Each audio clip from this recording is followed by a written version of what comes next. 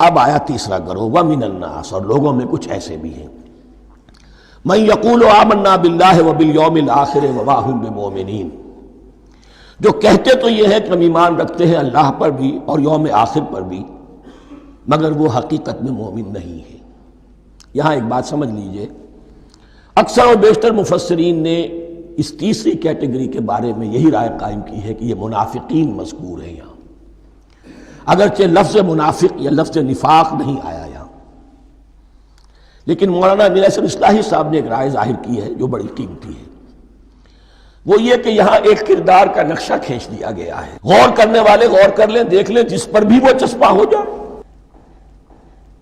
اور بالفعل جب یہ آیات نازل ہو رہی تھی تو دو طبقات پر یہ کردار نگاری جو ہے، یہ جو شخصیت کا ہیولہ کھینچا جا رہا ہے، وہ دو کے اوپر راست آ رہا تھا۔ ایک علماء یہود، وہ بھی کہتے تھے کہ ٹھیک ہے محمد جو کہہ رہے ہیں ہم بھی اللہ کو مانتے ہیں، آخرت کو بھی مانتے ہیں، اسی لیے یہاں رسالت کا ذکر نہیں ہے، بھئی ہم محمد ہی کو نہیں مانتے نا صلی اللہ علیہ وسلم، باقی اگر 1.25 لاکھ نبی آئے ہیں تو باقی 1.25 لاکھ کو تو ہم مانتے ہیں، ایک محمد کو نہیں مانا، ایک عیسیٰ کو نہیں مانا، بس تو ہمیں بھی مانا جانا چاہیے کہ ہم بھی مسلمان ہیں۔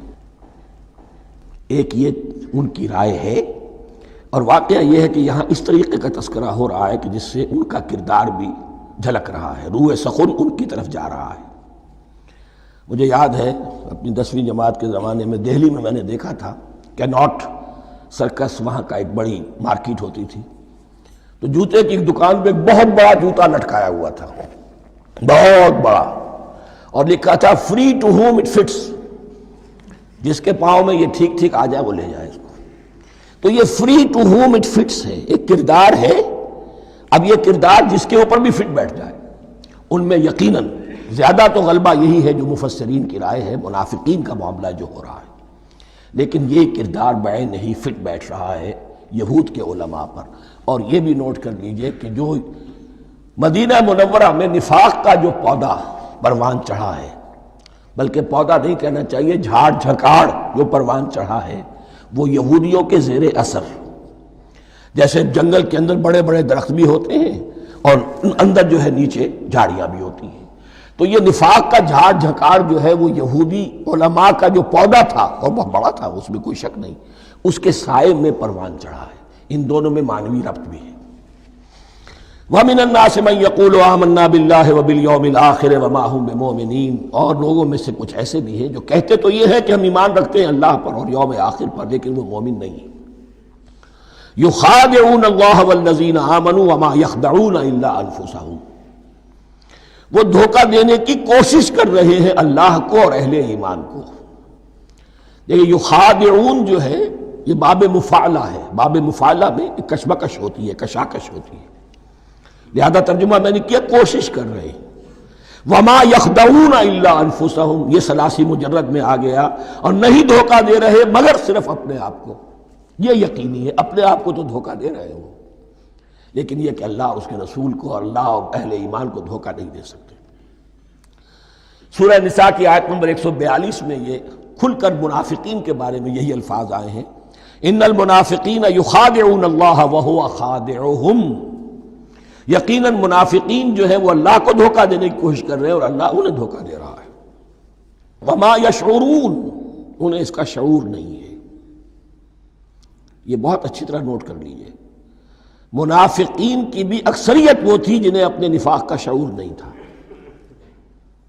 وہ اپنے تئیں سمجھتے تھے اپنے آپ کو مسلمان، وہ کہتے تھے یہ بے وقوف لوگ ہیں، محمد رسول اللہ کے بارے میں کہتے تھے یہ خام خواہ جو ہے انہوں نے لڑائی بھڑائی مول لے لی ہے اہل مکہ کے ساتھ، کیا ضرورت ہے، امن کے ساتھ جو ہے بات کرنی چاہیے۔ وہ سمجھتے تھے کہ ہم خیر خواہ ہیں، ہم بھلی بات کہہ رہے ہیں، یہ بیوقوف لوگ ہیں، دیکھتے نہیں کہ کس سے ٹکرا رہے ہیں، ہاتھ میں اسلحہ نہیں ہے اور لڑائی کے لیے جا رہے ہیں، تو بیوقوف تو یہ ہے۔ لیکن وہ سمجھتے تھے کہ ہم تو بڑے مخلص ہیں، ہم مصلح ہیں، تو ما یشعرون بہت ضروری ہے۔ بعض لوگ منافق ایسے بھی تھے کہ جو اسلام میں داخل ہی ہوتے تھے دھوکہ دینے کی خاطر، اور ان پہ پہلے دن سے واضح ہوتا تھا کہ ہم مسلمان نہیں ہیں، ہم نے اسلام کا لبادہ اوڑھا ہے صرف دھوکے کے لیے، اس کا ایک ذکر سورہ آل عمران میں آئے گا، لیکن اکثر و بیشتر منافقین دوسری طرح کے تھے جنہیں اپنے نفاق کا شعور حاصل نہیں تھا۔ فی قلوبہم مرض، ان کے دلوں میں ایک روگ ہے، بیماری ہے۔ یہ روگ اور بیماری کیا ہے؟ ایک لفظ میں اس کو تعبیر کیا جائے، کردار کی کمزوری، ویکنس آف کیریکٹر۔ ایک شخص وہ ہوتا ہے کہ جو سمجھتا ہے یہ حق ہے، ہر سے بعد آباد، اب جو ہو سو ہو۔ ایک حق کو حق پہچان کر رد کر دیتا ہے، وہ کافر ہو گیا۔ ایک حق کو حق پہچان کر آیا تو صحیح، لیکن ویکنس آف کیریکٹر کی وجہ سے قوت ارادی کمزور ہے، آخرت بھی چاہتے ہیں، دنیا کو بھی ہاتھ سے دینے کو تیار نہیں، یہاں کا بھی کوئی نقصان نہ ہو اور آخرت کا بھی سارا بھلا میں مل جائے۔ یہ وہ لوگ ہیں در حقیقت کہ اس کو کہا روگ۔ فی قلوبہم مرض فزادہم اللہ مرضا، تو اللہ نے ان کے مرض میں اضافہ کر دیا۔ یہ اللہ کی سنت ہے، آپ حق پر چلنا چاہیں حق کا راستہ آپ کے لیے آسان کر دے گا، آپ برائی کی طرف جانا چاہیں بڑی سے بڑی برائی آپ کے لیے ہلکی ہوتی چلی جائے گی، کوئی خاص بات ہی نہیں، چلو یہ بھی کر گزرو، جب یہ کر لیا تو یہ بھی کر گزرو۔ اور اگر آپ بین بین لٹکنا چاہیں تو اللہ اسی پہ چھوڑ دیتا ہے، ٹھیک ہے آپ سمجھتے ہیں ہم کامیاب ہو رہے ہیں، ہم نے مسلمانوں کو بھی دھوکہ دے لیا، وہ ہمیں مسلمان سمجھتے ہیں، اور یہودیوں کو بھی دھوکہ دے لیا، وہ سمجھتے ہیں کہ ہم ان کے ساتھی ہیں، تو سمجھا کامیاب ہو رہے ہیں، حقیقت میں کامیابی نہیں۔ فی قلوبہم مرض فزادہم اللہ مرضا ولہم عذاب علیم بما کانوا یکذبون، اور ان کے لیے تو دردناک عذاب ہے۔ عذاب عظیم کا لفظ آیا تھا اوپر کفار کے لیے، وَلَهُمْ عَذَابٌ عَظِيمٌ، 7ویں آیت ختم ہوئی، اور عذاب علیم کا لفظ آیا یہاں، ان کے لیے دردناک المناک عذاب ہے، بما کانوا یکذبون، بسبب اس جھوٹ کے جو وہ بول رہے تھے۔ وَإِذَا قِيلَ لَهُمْ لَا تُفْسِدُوا فِي الْأَرْضِ، اور جب ان سے کہا جاتا تھا مت فساد کرو زمین میں، مراد کیا ہے اس سے؟ کہ جب محمد کو مان لیا کہ اللہ کے رسول ہیں، اب ٹھیک ٹھیک پیروی کرو، ان کے پیچھے چلو، ان کا حکم ہے تو جنگ کے لیے نکلو، ان کی طرف سے تقاضا آتا ہے مال پیش کرو، اور اگر تم اس سے کتراتے ہو تو فساد مچا رہے ہیں، جماعتی زندگی کے اندر فتنہ اور فساد پیدا کر رہے ہیں۔ وَإِذَا قِيلَ لَهُمْ لَا تُفْسِدُوا فِي الْأَرْضِ قَالُوا إِنَّمَا نَحْنُ مُصْلِحُونَ، وہ کہتے تھے نہیں ہم تو صلح کرانے والے ہیں، اصلاح کرنے والے ہیں، ہم چاہتے ہیں لڑنا بھیڑنا کوئی اچھی بات نہیں ہے، ٹکراؤ تصادم یہ کوئی اچھے کام تھوڑا ہی ہے، بس ٹھنڈے ٹھنڈے دعوت دیتے رہو، جو چاہے قبول کر لے جو چاہے رد کر دے، خام خواہ یہ ٹکرانا اور یہ جنگ کرنا اور اللہ کے دین کو غالب کرنے کے لیے یہ قربانی دو اور یہ مصیبت جھیلو اور یہ مشقت برداشت کرو اور یہ چیز چھوڑو اور یہ ترک کرو، یہ کاہے کے لیے؟ وَإِذَا قِيلَ لَهُمْ لَا تُفْسِدُوا فِي الْأَرْضِ قَالُوا إِنَّمَا نَحْنُ مُصْلِحُونَ أَلَا إِنَّهُمْ هُمُ الْمُفْسِدُونَ وَلَكِنْ لَا يَشْعُرُونَ، آگاہ ہو جاؤ کہ وہی ہے مفسد، فساد پھیلانے والے، اس لیے کہ محمد رسول اللہ کی دعوت ہے زمین میں اصلاح کے لیے، اس اصلاح کے لیے کچھ آپریشن کرنا پڑے گا، مریض اس درجے کو پہنچ چکا ہے کہ آپریشن کے بغیر اس کی شفا نہیں ہوگی، اب اگر تم اس کے راستے میں رکاوٹ بنتے ہو تو در حقیقت تم فساد مچا رہے ہو، لیکن تمہیں اس کا شعور نہیں۔ الا انہم ہم المفسدون ولکن لا یشعرون، پھر دیکھیے نوٹ کیجئے شعور نہیں ہے، شعوری نفاق اور شے ہے، غیر شعوری نفاق ہے کہ جس کا یہ سارا تذکرہ ہو رہا ہے۔ وَإِذَا قِيلَ لَهُمْ آمِنُوا كَمَا آمَنَ النَّاسُ، اور جب ان سے کہا جاتا ہے ایمان لاؤ جیسے دوسرے لوگ ایمان لائے ہیں، آخر دیکھو دوسرے یہ اہل ایمان ہیں، جب بلاوا آتا ہے فوراً لبیک حاضر ہوتے، جو بھی ہو یہ تم جو ہے آخر تم نے اور روش اختیار کی۔ وَإِذَا قِيلَ لَهُمْ آمِنُوا كَمَا آمَنَ النَّاسُ قَالُوا أَنُؤْمِنُ كَمَا آمَنَ السُّفَهَاءُ، وہ کہتے ہیں کہ کیا ہم ایمان لائے جیسے یہ بے وقوف لوگ ایمان لائے، انہیں تو اپنے نفع کی فکر، نہ نقصان کی فکر، نہ خطرات کا کوئی خیال، نہ اندیشوں کا کوئی گمان، جان جائے مال جائے، اولاد کو چھوڑ دیں، گھر بار چھوڑ کے آ گئے ہیں، ان سے بڑے بے وقوف کون ہوں گے؟ بال بچے چھوڑ آئے ہیں، کفار مکہ کے رحم و کرم پر، سرداران قریش جو چاہے ان کے ساتھ کریں۔ تو یہ تو بے وقوف لوگ ہیں۔ آج کل آپ کہتے ہیں ایسے ہی لوگوں کو فینیٹکس ہیں، یہ فینیٹکس ہیں۔ دیکھ بھال کر چلنا چاہیے، دائیں بائیں دیکھ کر چلنا چاہیے، نفع نقصان کا خیال کر کے چلنا چاہیے، چاہے حق ہے ٹھیک ہے، لیکن بہرحال اپنی مصلحتوں کو بھی اور اپنی اہل و عیال کی مصلحتوں کو بھی دیکھنا چاہیے۔ یہ لوگ تو معلوم ہوتا ہے کہ بالکل دیوانے ہو گئے، فینیٹکس ہو گئے۔ وَإِذَا قِيلَ لَهُمْ آمِنُوا كَمَا آمَنَ النَّاسُ قَالُوا أَنُؤْمِنُ كَمَا آمَنَ السُّفَهَاءُ أَلَا إِنَّهُمْ هُمُ السُّفَهَاءُ وَلَٰكِن لَا يَعْلَمُونَ۔ آگاہ ہو جاؤ کہ وہی بے وقوف ہیں لیکن انہیں علم نہیں ہے۔ وہ صادق الایمان جو ایمان کی ہر تقاضے کو پورا کرنے کے لیے ہر وقت حاضر ہیں، ان سے بڑا عقل مند کوئی نہیں، ان سے بڑا سمجھدار کوئی نہیں۔ انہوں نے یہ جان لیا ہے کہ اصل زندگی آخرت کی زندگی ہے، یہ نہیں ہے، یہ تو عارضی ہے، کل نہیں آج ختم ہو جائے، آج نہیں ابھی ختم ہو جائے، کیا فرق پڑے گا؟ جانا تو ہے، اب نہیں تو کل، کل نہیں تو پرسوں، جانا تو ہے۔ تو عقل تو ان کے اندر ہے۔ الا انہم ہم السفہاء ولکن لا یعلمون واذا لقوا الذین آمنوا قالوا آمنا۔ اور جب یہ ملتے ہیں ان سے جو اہل ایمان ہیں تو کہتے ہیں ہم بھی ایمان رکھتے ہیں۔ اب یہ ان دونوں پر آئے گا۔ عام جو یہودی تھے وہ بھی کہتے تھے کہ ہم بھی تو آخر اللہ کو مانتے ہیں، آخرت کو مانتے ہیں، اور منافق تو تھے ہی جو رسول کو بھی مانتے تھے۔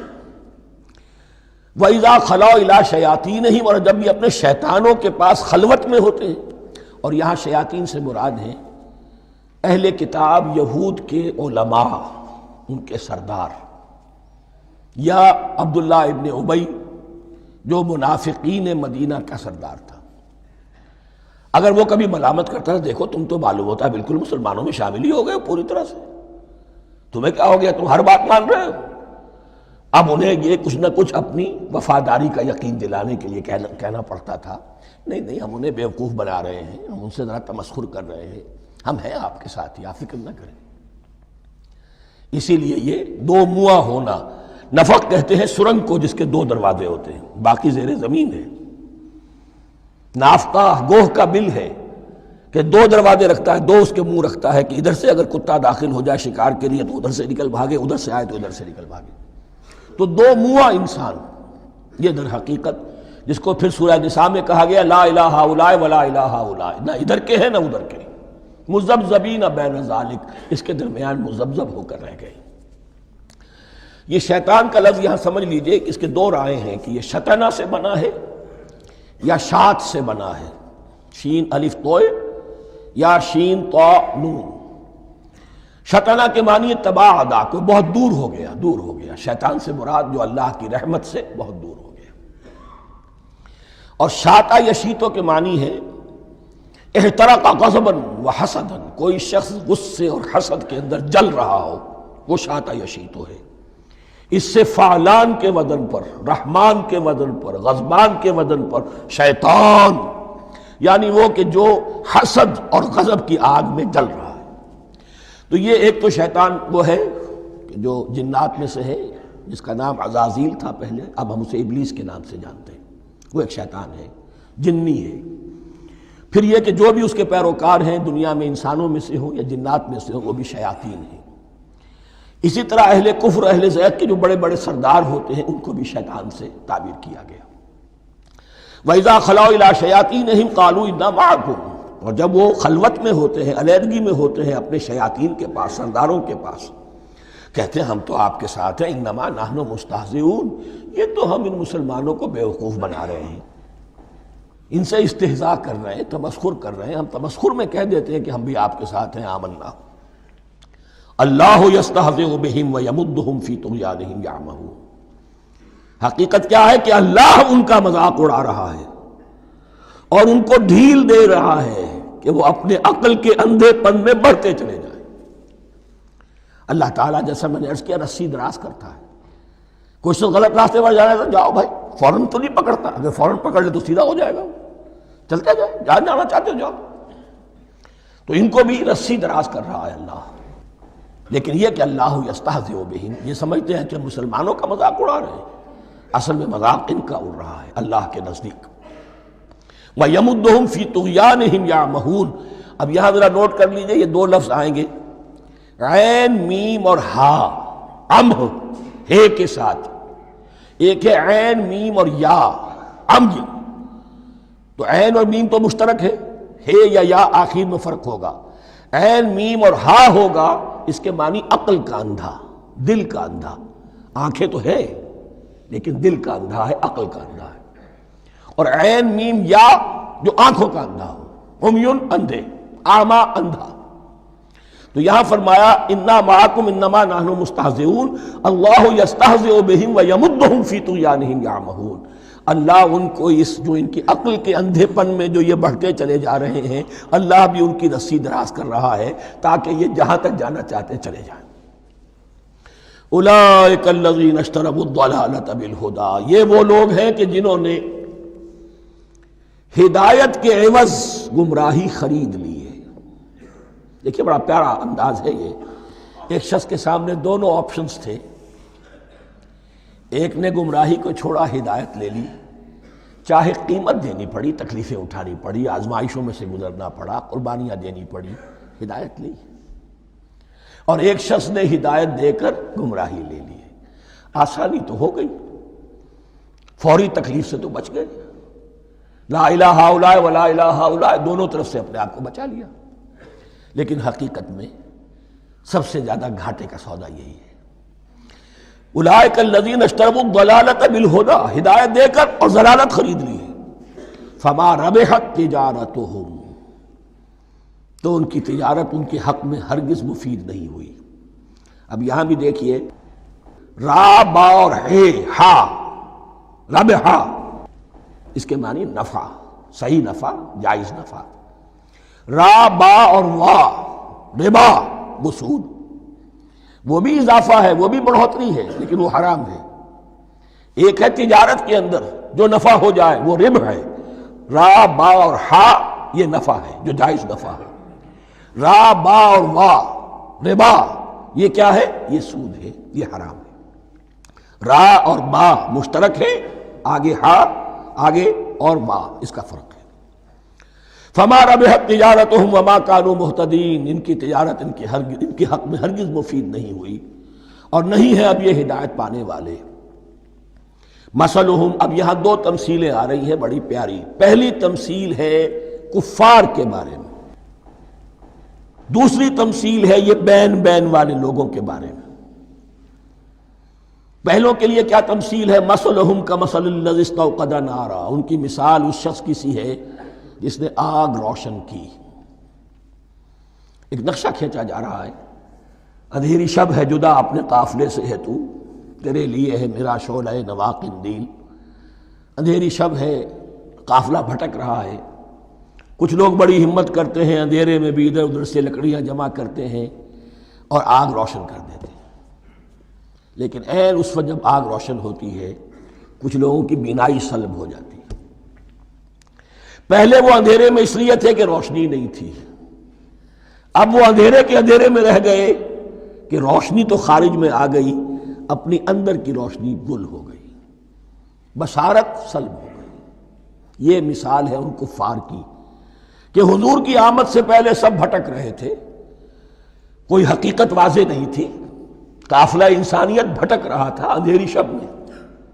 محمد الرسول اللہ آئے، انہوں نے آگ روشن کر دی، اب راستہ کھل گیا، ہدایت واضح ہو گئی، لیکن کچھ ضد یا تعصب یا تکبر یا حسد کی بنیاد پر کچھ لوگوں کی اندر کی بینائی زائل ہو گئی، تو وہ تو ویسے کے ویسے بھٹک رہے ہیں، جیسے پہلے اندھیرے میں تھے ویسے ہی اب اندھیرے میں ہیں۔ روشنی میں آنے والے تو وہ ہیں، دیکھ لو جن کا ذکر سب سے پہلے ہوا ہے۔